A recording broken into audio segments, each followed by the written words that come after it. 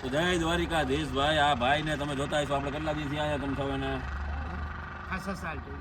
અહીંયા અત્યારે અમારી પાસે છો કેટલો ટાઈમ થયો મને ખબર નહીં ભાઈ? 3 થી 4 દિવસથી આપણે લઈ આવ્યા છીએ. ભાઈ એમ કહે છે કે ભરૂચની અંદર ભુલાવ છે. ભુલાવમાં કઈ જગ્યાએ રહ્યો છો? કનુભાઈ છે ને તૈયાર. એટલે ભુલાવની અંદર રહે છે ભરૂચ. ખાસ કરીને કોઈ પણ આના હગાવાલા જોતા હોય, તમારું આખું નામ શું કીધું? ગુલાબ ધનજી. ગુલાબ ધનજી. પછી અજય ગુલાબ. અજય ગુલાબ. એના છોકરાનું નામ એ અજય કહે છે ને એમ કહે છે કે ભરૂચની અંદર એ મારા પરિવાર આખો રહે છે. એટલે એની પાસે આધાર કાર્ડ કે કોઈ જાતના કાંઈ ડોક્યુમેન્ટ છે નહીં. 3 વર્ષથી આ બાજુની સાઈડ રોડ ઉપર ભટકતા અંતે અત્યારે અમારી પાસે છે. એનો આમ જોતા અમને એવું લાગે છે કામકાજને મગજ બધું ઓકે છે. કોઈ પણ એનો ભાઈનો ઘર પરિવાર ત્યાંથી ક્યાંયથી પણ જોતો હોય, કદાચ અત્યારે એવું બને કે ભાઈ એટલા વર્ષ થયા એટલે ત્યાંથી રહેતા હોય ને બદલી ગયા હોય, તો ક્યાંયથી પણ કોઈ પણ આના કોઈ જાણીતા મિત્રો જોતા હોય તો ખાસ કરીને અમારો આ નંબર નીચે આપેલો છે, એમાં કોન્ટેક કરો, જેથી કરીને આ ભાઈને એના પરિવાર પાસે પહોંચાડી દઈએ. એ આપણા બધા મિત્રોની જવાબદારી છે. એટલે વિડીયોને બનતો શેર કરજો. બેન ગુલાબભાઈ. પત્નીનું નામ સુમનબેન ગુલાબભાઈ.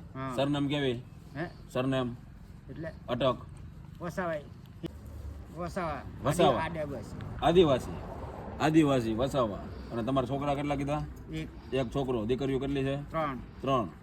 એટલે ખાસ કરીને ભાઈ વિડીયોને શેર કરજો અને ઓળખી જાજો મોઢું. બરાબર.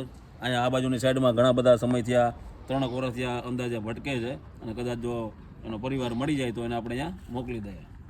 અત્યારે આપણે હાકરવાળું પાણી પીએ છે ને, તમે આ ચમત્કાર કહી શકો કદાચ ભગવાનનો, કે ઘણા દિવસથી આ આપણે આની ટ્રીટમેન્ટ ને એવું ચાલે છે માતાજીનું. અત્યારે તમે સિચ્યુએશન જોઈ શકો. આ ટૂંકમાં એક તરફ એક જાતનો આપણે કહી શકીએ કે ચમત્કાર જ છે. બરોબર. જે માનીએ એ અત્યારે કાંઈ નથી બોલવાના. અને નકર બધાથી ગંભીર પરિસ્થિતિ આની હતી. શું કહો મિત્ર? એટલે શું થયું, કઈ રીતે થયું, કોઈને કંઈ ખબર છે નહીં. અત્યારે હાવ તબિયત એની ઓકે છે, જેવી ભગવાનની ઈચ્છા.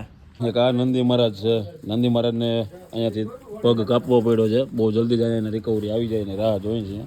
એનું તમે યાદ જોઈ શકો છો. આ નંદી મહારાજ છે.